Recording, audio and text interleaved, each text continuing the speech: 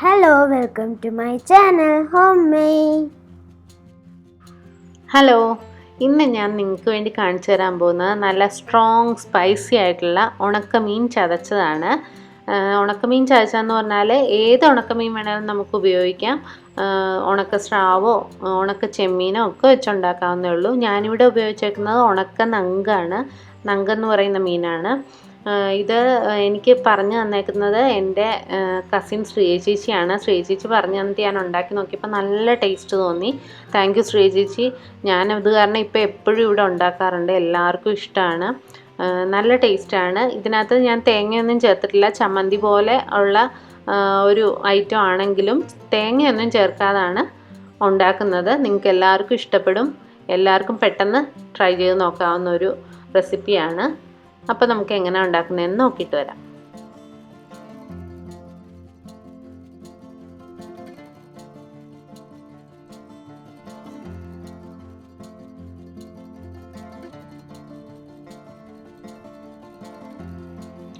അപ്പോൾ ഇതാണ് ഞങ്ങൾ പറയാറുള്ള നങ്ക്. എല്ലായിടത്തും എങ്ങനെയാണെന്നറിയില്ല. ചില സ്ഥലങ്ങളിൽ ഇതിന് മാന്തലെന്നും പറയാറുണ്ട്. ഞങ്ങളുടെ ഇവിടെയൊക്കെ ഇതുപോലത്തെ കുറച്ചുകൂടെ വലിയ മീനാണ് മാന്തലെന്ന് പറയുന്നത്. ഇത് നങ്ക്. അപ്പോൾ ഇത് ആദ്യം നമുക്ക് ക്ലീൻ ചെയ്യാം. തല കട്ട് ചെയ്ത് കളയാം. ഞാനിത് വെള്ളത്തിൽ സോക്ക് ചെയ്യുന്നതിന് മുന്നേ തന്നെയാണ് ക്ലീൻ ചെയ്യാറുള്ളത്. എനിക്കതാണ് കുറച്ചുകൂടെ കംഫർട്ടബിളായിട്ട് തോന്നിയിരിക്കുന്നത്. അപ്പോൾ ആദ്യം തല കളഞ്ഞതിന് ശേഷം വാലിലും അതിൻ്റെ രണ്ട് സൈഡിലുള്ള കറുത്ത നിറത്തിലുള്ള പോർഷനൊന്ന് ഇതുപോലെ കത്രിക വെച്ച് കട്ട് ചെയ്ത് മാറ്റുക. നല്ല എളുപ്പത്തിൽ ഇത് ക്ലീൻ ചെയ്യാം. ഉണങ്ങിക്കഴിയുമ്പോൾ ഇതിൻ്റെ തൊലിയെല്ലാം നന്നായിട്ട് വിട്ടിരിക്കുകയായിരിക്കും.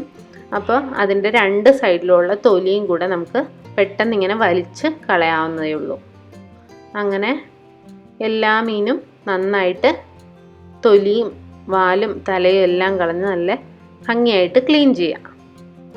അതിനുശേഷം ഇതുപോലെ മുഴുവൻ ക്ലീൻ ചെയ്തതിന് ശേഷം നമുക്കൊരു അരമണിക്കൂർ വെള്ളത്തിലിട്ട് വയ്ക്കാം. വെള്ളത്തിലിട്ട് വെച്ചിട്ട് നന്നായിട്ട് കുറച്ച് പ്രാവശ്യം കഴുകി എടുക്കുമ്പോഴേക്കും അതിലെന്തെങ്കിലും അഴുക്കോ മണ്ണോ എല്ലാം ഉള്ളത് നന്നായിട്ട് പോയി കിട്ടും. കണ്ടോ, ഇതുപോലെ കട്ട് ചെയ്തതിന് ശേഷം അരമണിക്കൂർ വെള്ളത്തിലിട്ട് വയ്ക്കുക. അതിനുശേഷം നന്നായിട്ട് കഴുകിയെടുക്കുക. ഇനി നമുക്കിത് ഒന്ന് വറുത്തെടുക്കണം. അതിന് വേണ്ടിയിട്ട് ആവശ്യത്തിന് എണ്ണ ഒഴിച്ച് വേണം വറുക്കാനായിട്ട്. കാരണം തീരെ എണ്ണ കുറഞ്ഞു പോയാൽ അത് പെട്ടെന്ന് കരിഞ്ഞു പോകും. കുറച്ചെങ്കിലും ആവശ്യത്തിന് അത് മൊരിയാനും മാത്രമുള്ള എണ്ണ ഒഴിച്ചു കൊടുക്കുക. ഞാനിവിടെ വെളിച്ചെണ്ണയാണ് ഒഴിച്ചു കൊടുത്തിരിക്കുന്നത്. വെളിച്ചെണ്ണയാണ് ടേസ്റ്റ്. വേറെ ഏത് എണ്ണയും ഇതിന് ഇത്രയും ടേസ്റ്റ് ഉണ്ടാവില്ല. കഴിവതും വെളിച്ചെണ്ണ തന്നെ ഉപയോഗിക്കാം. എന്നിട്ട് നമ്മൾ കഴുകി വൃത്തിയാക്കി വെച്ചിരിക്കുന്ന മീൻ ഓരോന്നായിട്ട് ഇതിനകത്ത് നിരത്തി വെച്ച് കൊടുക്കുക. ഞാനിതിൽ മുളകോ ഒന്നും തേച്ചിട്ടില്ല. മുളകോ ഉപ്പോ ഒന്നും വേണ്ട. ഉപ്പൊക്കെ നന്നായിട്ട് ഇതിലുണ്ടാവും. എക്സ്ട്രാ ഉപ്പ് ഞാൻ ഈ ചമ്മന്തിക്ക് ചേർത്തിട്ടേ ഇല്ല.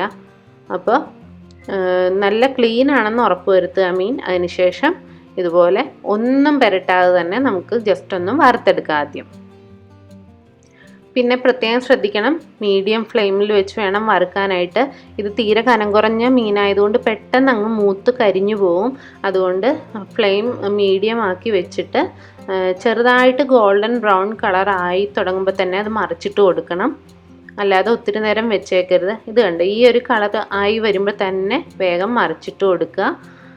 എല്ലാ മീനും മറിച്ചിട്ട് കൊടുക്കുക. അതേപോലെ തന്നെ അപ്പുറത്തെ സൈഡും ഇതേ പരുവത്തിന് തന്നെ മൂത്ത് വരുന്ന സമയത്ത് നമുക്ക് കോരി മാറ്റണം.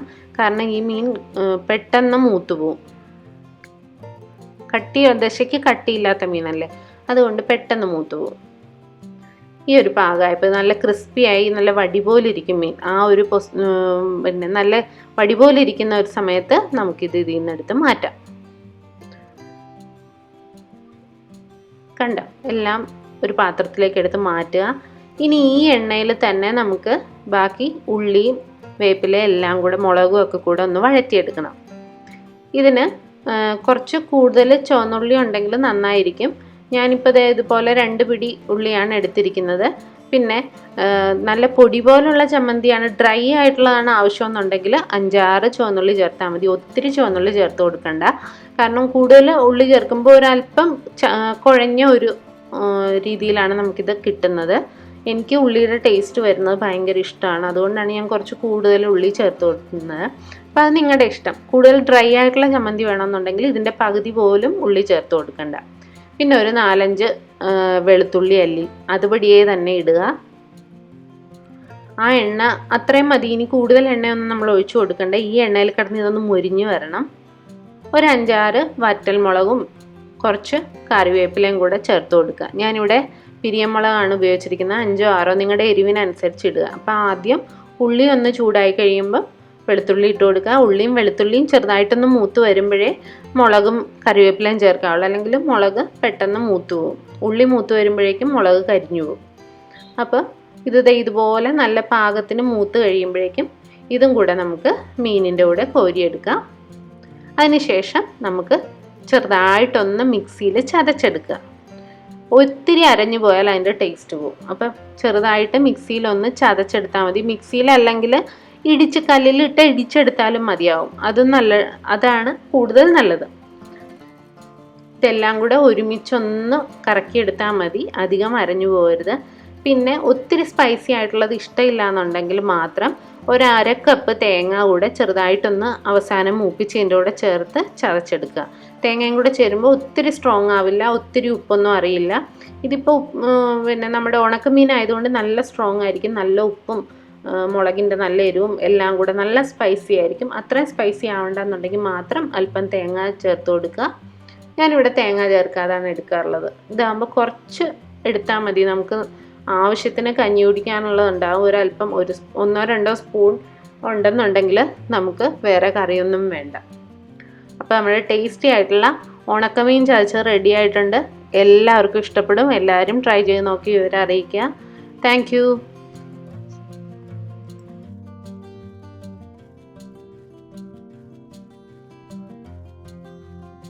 എൻ്റെ വീഡിയോ ഇഷ്ടപ്പെട്ടെങ്കിൽ സബ്സ്ക്രൈബ് ചെയ്യാൻ മറക്കല്ലേ.